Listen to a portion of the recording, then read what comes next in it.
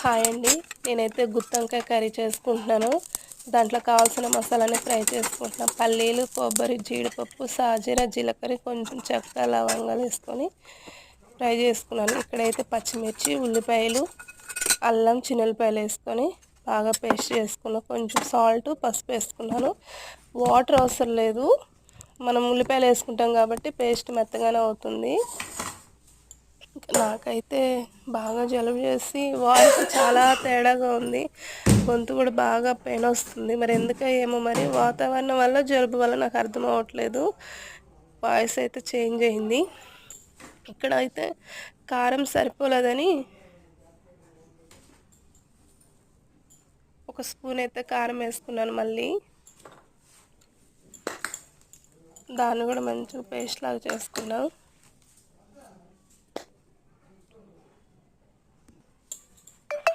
Bit hi చెప్పమా అని అన్నాడు.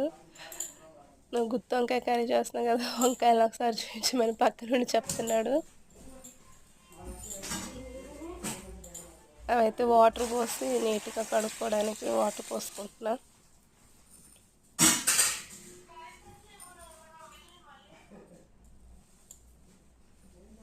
వంకాయలన్నీ బాగా ఏమన్నా పుచ్చులు ఉంటాయేమని కట్ చేసి పెట్టుకుంటున్నా. 4 ముక్కలుగా కట్ చేసుకొని పేస్ట్ అంతా అందులోకి అప్లై చేసుకున్నాను. ఇక్కడైతే తాలింపు వేసుకుంటున్నా. పోపు దినుసులన్నీ వేసుకున్నా. ఎండుమిర్చి, కరివేపాకు వేసుకున్నా. మిగిలిన పేస్ట్ అంతా ఆయిల్ వేసుకుని ఫ్రై చేసుకొని పచ్చివాసన అంతా పోయేదాకా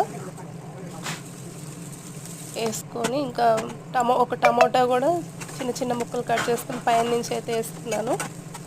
అంతా ఫ్రై చేసుకొని కొంచెం 5 నిమిషాలు మగ్గనిచ్చిన తర్వాత పేస్ట్ ఉంటుంది కదా, మిగిలిన దాంట్లో కొంచెం వాటర్ పోసుకొని మనకి ఎంత వాటర్ కావాలో అంత వాటర్ అయితే పోసుకోవాలి. నాకు సరిపడా నేనైతే పోసుకున్నాను. ఇంకా ఫైనల్లీ కర్రీ అయితే అయిపోయింది. కొత్తిమీర అయితే వేసుకున్నాను. పక్కన రైస్ పెట్టుకున్నా.